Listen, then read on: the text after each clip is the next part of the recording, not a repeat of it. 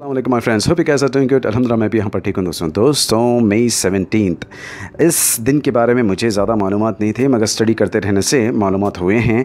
इस डे को world hypertension day भी कहा जाता है दोस्तों। जी हाँ, हाइपरटेंशन डे यानी कि मतलब हाइपरटेंशन रिलेटेड फैक्टर्स लाइक आप हाई ब्लड प्रेशर जिससे कहते हैं, उसका सेकेंड नाम हाइपरटेंशन है दोस्तों। जी हाँ, ये एक ख़तरनाक बीमारी है। अब इन शॉर्ट हम लोग कहते हैं ना बीपी। जितना नाम छोटा, बीमारी उतनी ज़्यादा सख्त और बहुत तेज़ी से आपके ऑर्गन्स को ख़राब कर सकती हैं। जी हाँ, ये इसके जो सिम्टम्स होते हैं बहुत ही डेंजरस और डेडली होते हैं दोस्तों।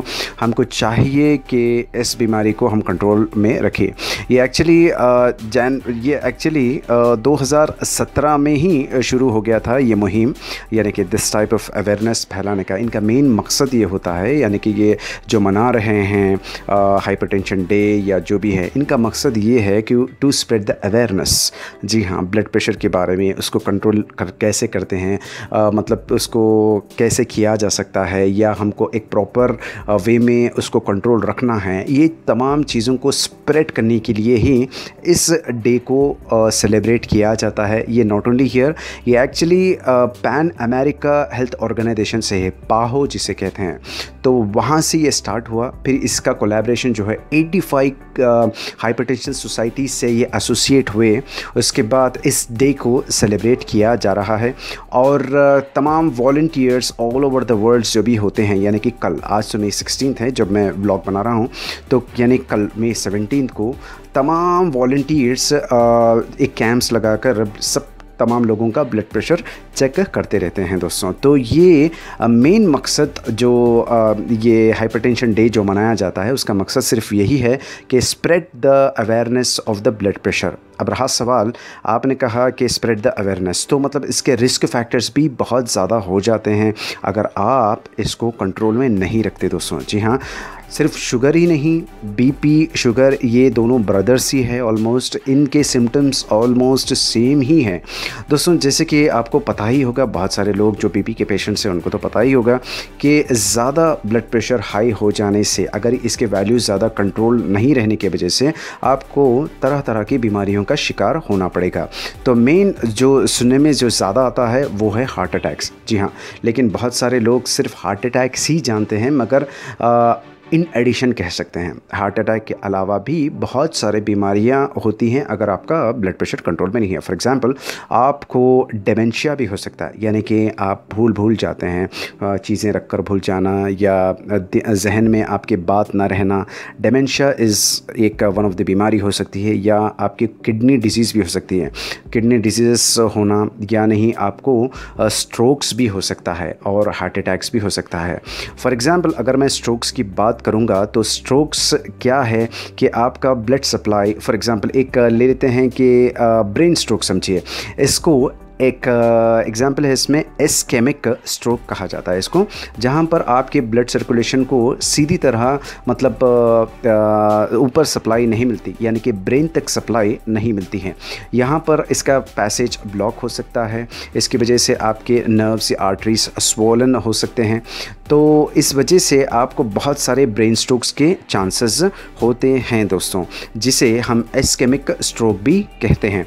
सिम्टम्स और बस सिंपल से सिम्टम्स हैं जो आप डेली लाइफ में ऑब्ज़र्व किए ही होंगे, जो ओल्ड एज ज़्यादातर होते हैं। अब तो ये यंगस्टर्स में भी आ रहा है because of the bad food habits, because of उनका जो वर्क कंडीशन है, जो जॉब्स हैं उनके वजह से भी यह सब स्प्रेड हो रहा है। तो इसमें ज़्यादातर आप देखेंगे कि स्पीकिंग प्रॉब्लम होती है।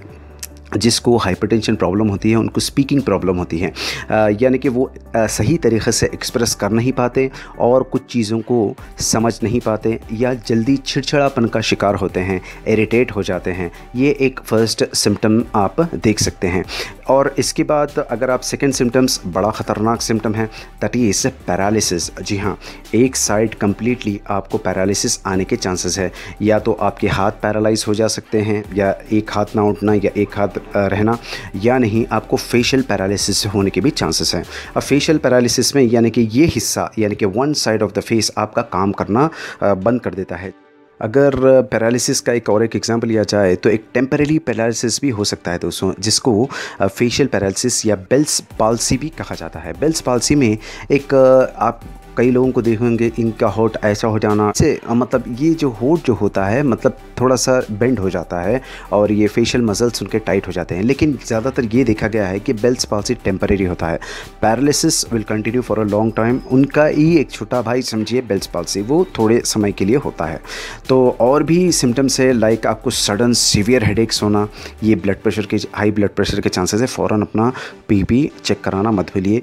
चलने में परेशानी होना या मतलब चलते चलते चक्कर सा आना या गिरगे जैसा फीलिंग होना, तो ये आपको जो है मतलब ये these are the symptoms for the high blood pressure दोस्तों। जी हाँ, अब इसको देखिए, हमेशा आपको मैंने एक चीज़ ऑब्ज़र्व की है कि ये तमाम चीज़ें होती हैं मेंटल टेंशन्स की वजह से। आपको अपने ब्रेन को रिलैक्स रखना ही पड़ेगा और फूड हैबिट्स को कंट्रोल करना ही पड़ेगा।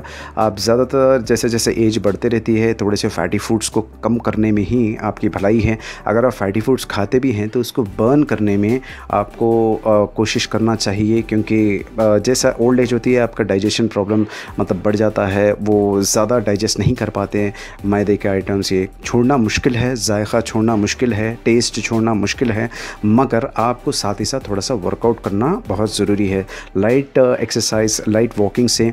और जैसे कि मैंने आपको बेल्ट पाल्सी के बारे में बताया था, जैसे कि होठ का ऐसा होना, उसमें आपको इसको रोका भी जा सकता है अगर आप बार बार स्माइल करेंगे। जी हाँ, स्ट्रेचिंग, ये जो स्ट्रेच करते रहते हैं ना, इससे स्ट्रेच करने से आपके मसल्स लूज़ होंगे और इसका इफ़ेक्ट कम होता रहेगा। मैं कई लोगों को देखा हूँ जब वो फ्री टाइम्स में स्ट्रेच करते रहते हैं तो ये एक इफ़ेक्ट से आपको यानी कि आप अपने फेशियल मसल्स को रिलैक्स करते रहते हैं और उसकी एक्सरसाइज होती है फेशियल मसल्स की। तो आप थोड़ा लाइट वॉकिंग कीजिए और थोड़ा थोड़ा तो आपको वर्कआउट करना ही पड़ेगा और थोड़े फूड आइटम्स में कंट्रोल करना ही पड़ेगा। और जो भी ब्लड प्रेशर्स, जो भी इन सिम्टम्स में किसी का भी शिकार है तो अपने डॉक्टर से ज़रूर कंसल्ट कीजिए और इस बीमारी को कंट्रोल करने की पूरी कोशिश कीजिए। दोस्तों, आपको हमारा व्लॉग कैसा लगा? जो इन्फॉर्मेशन हम कोशिश किए हैं आपको देने तक, अगर आपको पसंद आ जाए तो मेरे चैनल को लाइक, सब्सक्राइब और शेयर करना बिल्कुल मत भूलिए। अपनी खुसूसी दुआओं में याद रखिए, अपनी ब्लेसिंग्स में मुझे याद रखिए। हैदराबाद रूटीन्स को आगे बढ़ाइए और सपोर्ट कीजिए। अस्सलाम वालेकुम।